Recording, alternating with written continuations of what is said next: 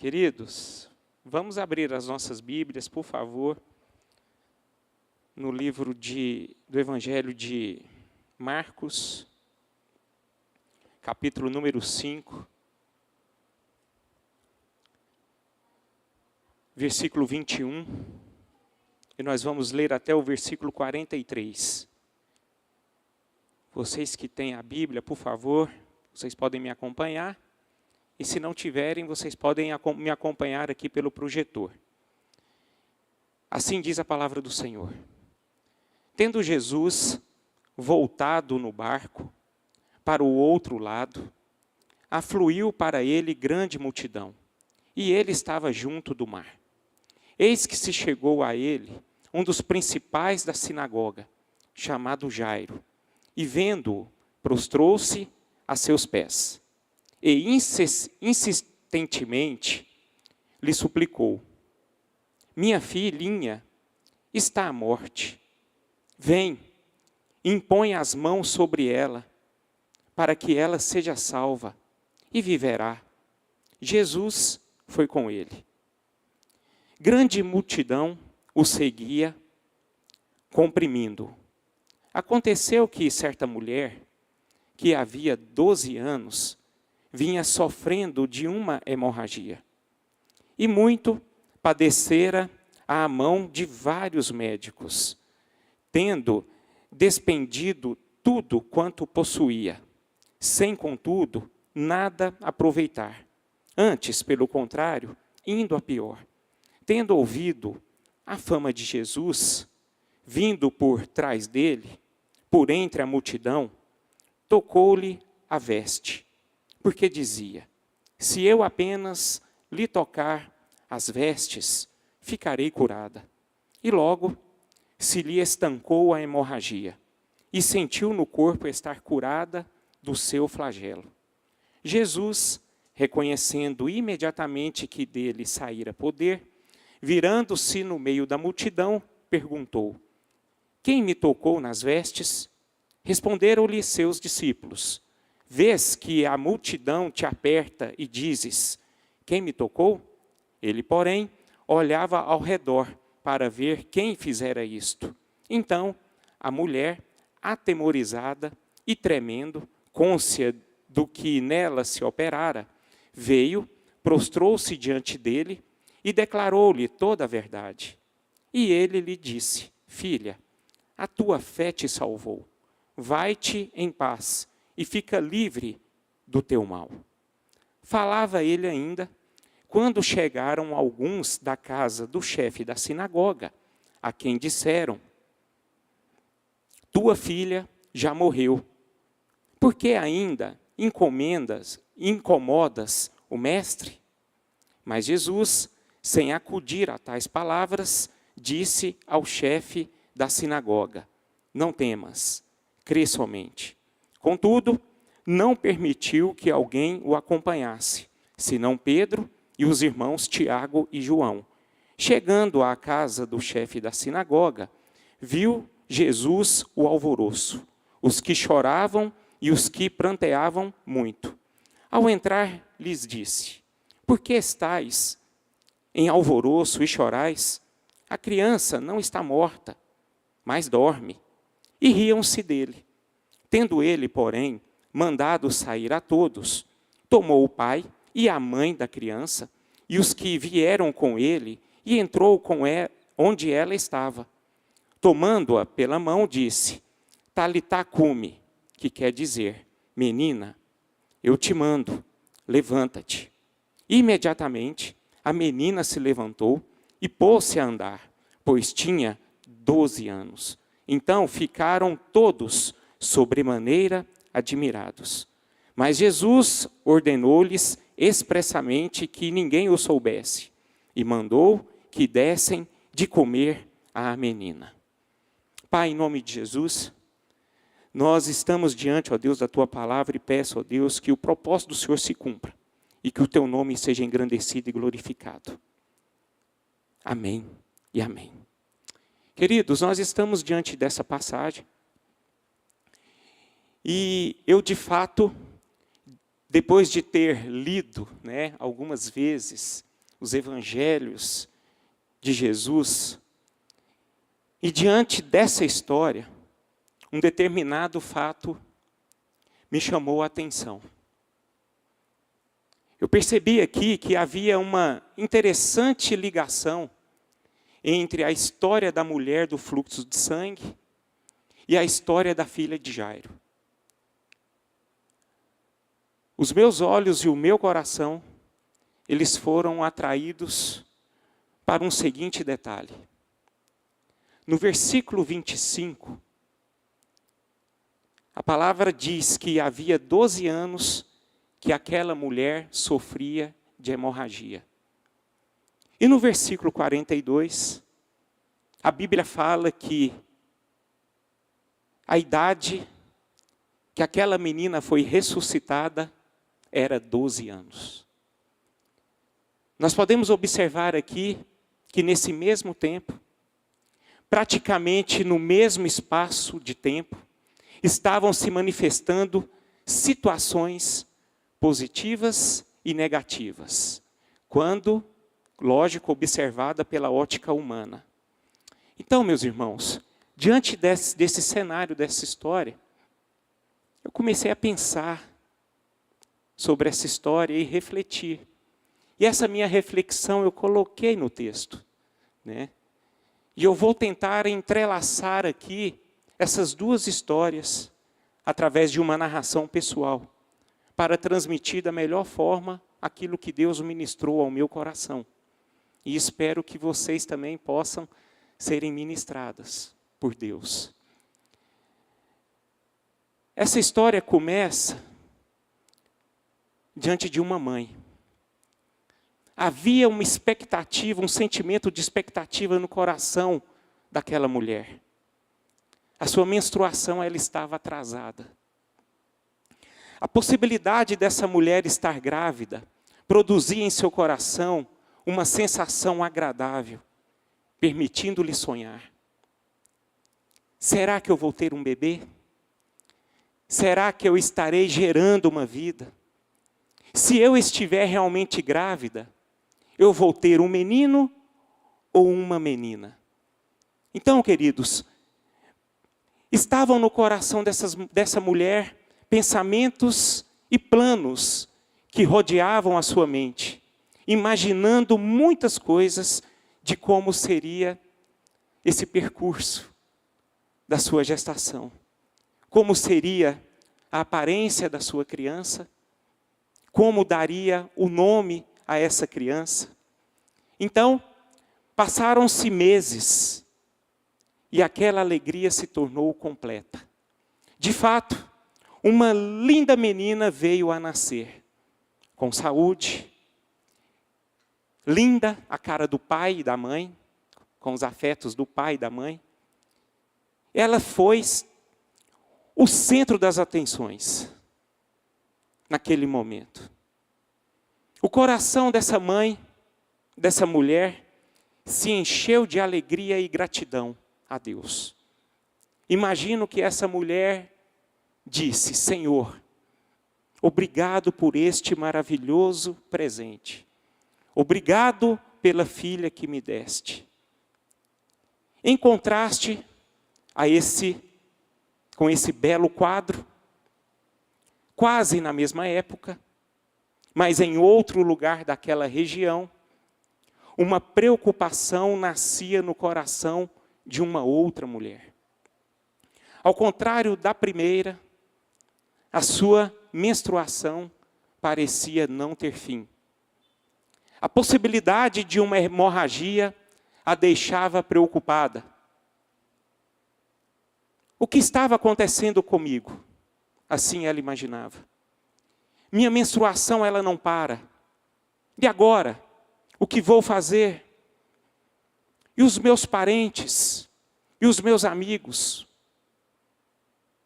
Como que eles vão dizer de mim? O que eles vão fazer comigo?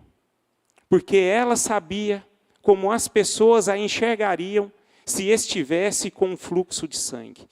Porque a lei dizia naquele tempo que a mulher que possuía esse fluxo de sangue, essa hemorragia, ela era considerada imunda. E naquele tempo, uma pessoa considerada imunda, ela não poderia abraçar ninguém, ela não poderia falar com ninguém, ela não poderia ter contato com ninguém. Assim como o Covid proporciona para aqueles que pegam esse Covid. Então, meus irmãos, na vida dessa mulher, inicia-se uma batalha que ela deveria lutar. E, de fato, ela lutou. E ela lutou com todas as suas forças. Essa mulher, ela não perdeu as esperanças. Ela decidiu em seu coração que ela lutaria até o fim. Em meio a esse sofrimento, que foi durante muito tempo, ela vai à procura dos médicos, que lhe receitaram remédios, fizeram tratamentos e não solucionaram o seu problema. Mesmo assim, essa mulher não desistiu. Ela está disposta a gastar o que for necessário para viver livre daquele mal, daquela maldição que a impedia de viver uma vida digna, como toda mulher. Ela não tinha essa possibilidade. Ela não tinha essa possibilidade. Ela queria se livrar de ser repudiada, discriminada e rejeitada. Ela queria ter uma vida normal, uma vida sexual normal, podendo abraçar, beijar a sua família, ter contato com seus amigos. Aquela hemorragia, aquele fluxo de sangue, só lhe causava angústia, tristeza e desespero. Esse era o cenário da vida dessa mulher. Era o que acontecia na vida dela nesse momento. Iam-se passando dias, meses e anos, e tudo o que possuía oferecia em troca da sua cura. Imagine essa história, queridos. A vida, de fato, tinha dado um soco no estômago dessa mulher. Na casa onde nascera aquele bebê, agora havia uma linda moça, que crescia cada dia mais bela e saudável. Na verdade,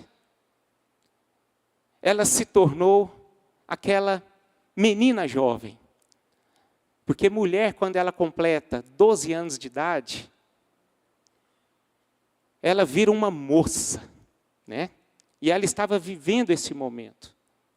E certamente seria uma jovem com um futuro promissor.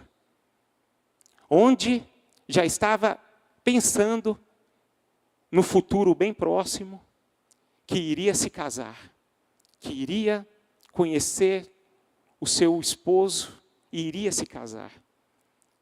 E obter uma família maravilhosa, assim como a sua mãe.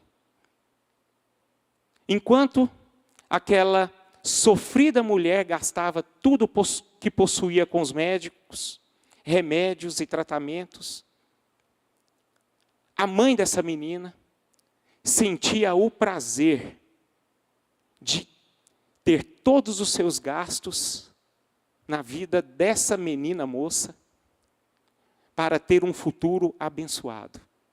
Ela comprava roupas e, em consequência, também já comprava o seu enxoval. Porque naquele tempo, aquelas moças casavam-se cedo. Elas casavam muito novas. Então a mãe já estava cheia de planos. Mas, queridos, passaram-se os anos, até que um dia algo inesperado aconteceu. Essa criança, ou seja, essa menina jovem, ela adoecera. Tudo mudou na vida dela, de um dia para o outro. Tentou resolver aquele problema com alguma receita caseira, porém não houve melhora. Pelo contrário, a menina piorava cada dia mais. A preocupação aumentava. Chegou a um ponto que ela não sabia mais o que fazer.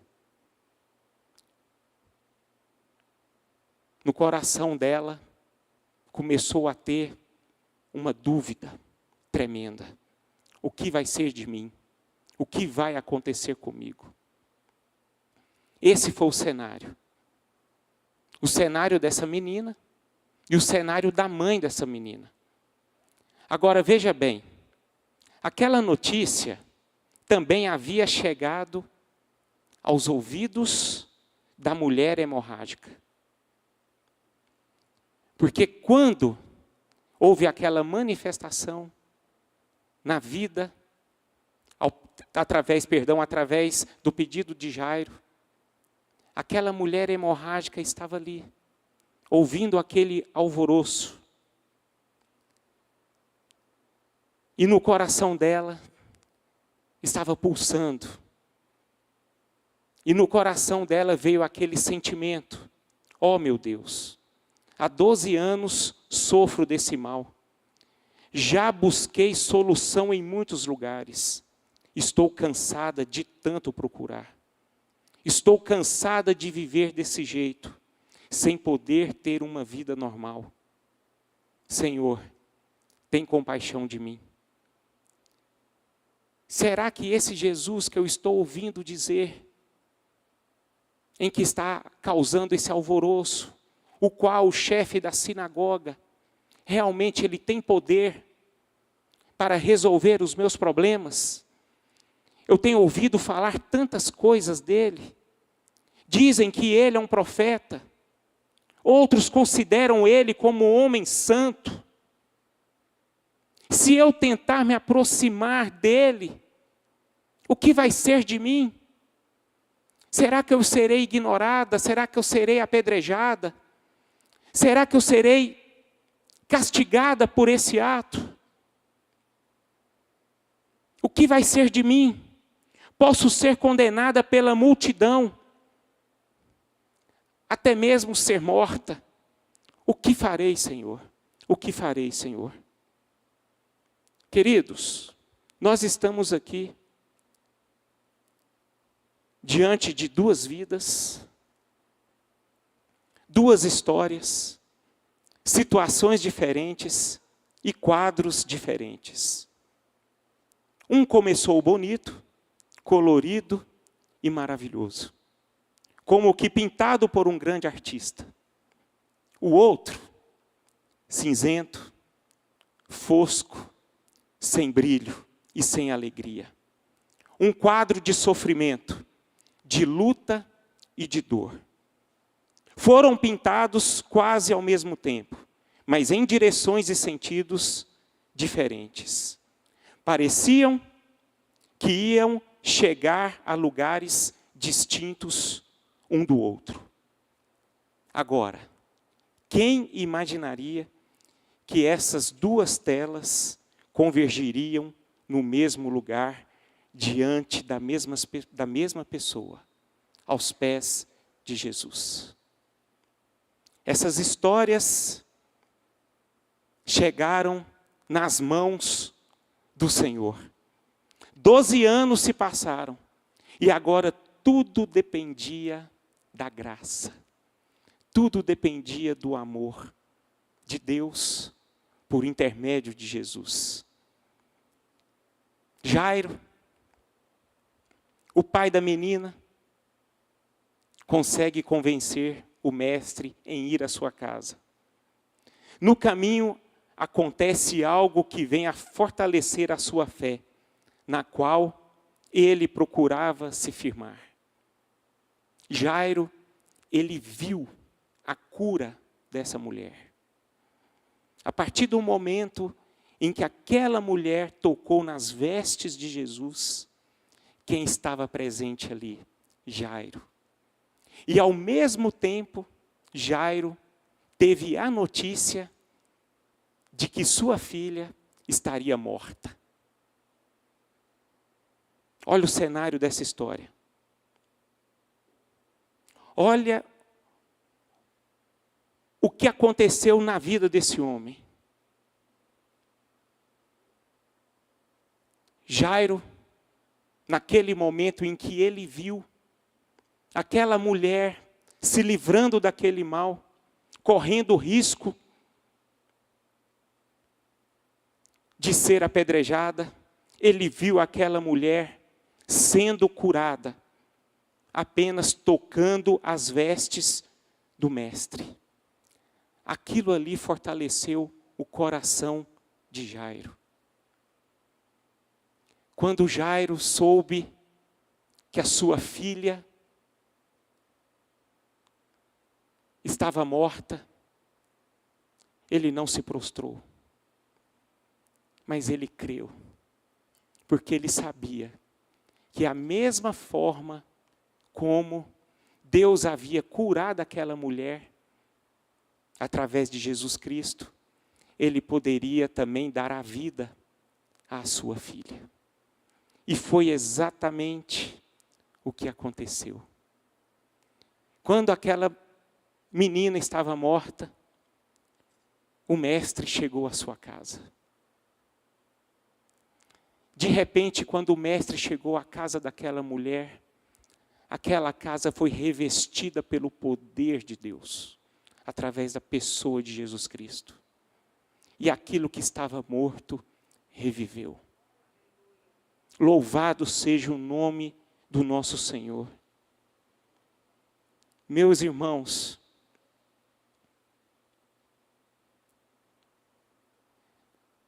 nós devemos perceber aqui que havia uma forte súplica no coração dessas pessoas, e Jesus se manifestou, dando a eles aquilo que eles pediram. Você sabe o que Jesus fez? Jesus pegou esses 2 quadros e os repintou. Por sua infinita graça e misericórdia, Jesus consertou o que havia de errado.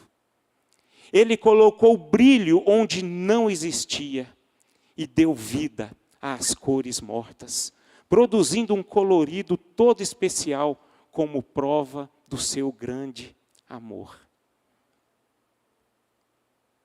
Quero dizer algo para vocês. Jesus te ama. Eu não sei que forma o quadro que está a sua vida. Eu não sei a forma como você chegou aqui esta noite. Não sei mesmo. Só você que sabe. E eu quero chamar a sua atenção essa noite. Coloca o quadro da sua vida diante daquele que pode todas as coisas.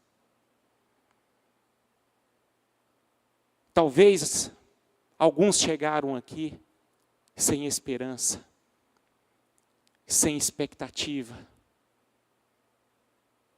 desistindo,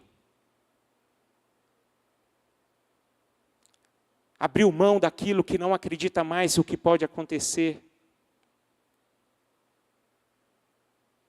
Eu quero convidar você a colocar a sua vida diante de Jesus. Porque esse próprio Jesus, ele se apresentou diante daquelas mulheres nos momentos mais difíceis da vida delas. E hoje, desde quando começou essa reunião, eu tenho visto, esse nosso meio tem fluído para que nós possamos confiar no Senhor, desde através das orações em meus louvores. Porque no louvor foi cantado, eu confio em Ti, e nada poderá me afastar de Ti. Creia nessa palavra, meus irmãos. Creia nessa bênção. Não importa como se encontra o quadro da sua vida. Esteja ele bom ou ruim, mas o Senhor quer garantir o melhor para nós dizendo o que ele diz para Jairo. Que essa palavra fica no seu coração. Não temas, crê somente. A sua história pode mudar. Mas ela pode mudar para melhor. Pode mudar para melhor. Deus, Ele tem a capacidade de reconstruir tudo, absolutamente tudo na sua vida. A sua vida espiritual. Ele pode restituir aquilo que você perdeu. Se você perdeu a sua esperança, a sua alegria, até mesmo a sua fé, Deus pode restituir isso a você. Basta você crer. Crer somente. Essa é a palavra de Deus para todos nós. No livro de Eclesiastes, capítulo 7, versículo 8, está escrito: melhor é o fim das coisas do que o seu princípio. Melhor é o fim das coisas do que o seu princípio. Meus irmãos, a sua vida aqui nessa terra ainda não chegou ao fim. Deus tem um plano para você. Deus tem um propósito para você. Deus, Ele quer que você seja uma pessoa, ou então um filho muito feliz, muito alegre, em que os propósitos dele se cumprem na sua vida. Que essa palavra possa atingir o seu coração, porque você é um alvo do Senhor, da sua graça e da sua misericórdia. Em Mateus capítulo 19, 26, a Bíblia diz que Jesus, fitando neles o olhar, disse: isto é impossível aos homens, mas para Deus tudo é possível. Meus irmãos, talvez você esteja num cenário na sua vida que você vê com seus olhos algo impossível. A nossa incredulidade nos faz olhar assim. Mas o Espírito Santo de Deus diz à igreja essa noite: tudo é possível. Tudo é possível. E isso já basta. Porque para Deus não haverá impossíveis em todas as suas promessas. Isso está escrito em Lucas, capítulo 1, versículo 37. Portanto, meus irmãos, que o Senhor nos conceda a graça de podermos entregar a nossa vida em suas mãos e confiar nele. Eu posso ouvir um amém? Glória a Deus. Então eu quero que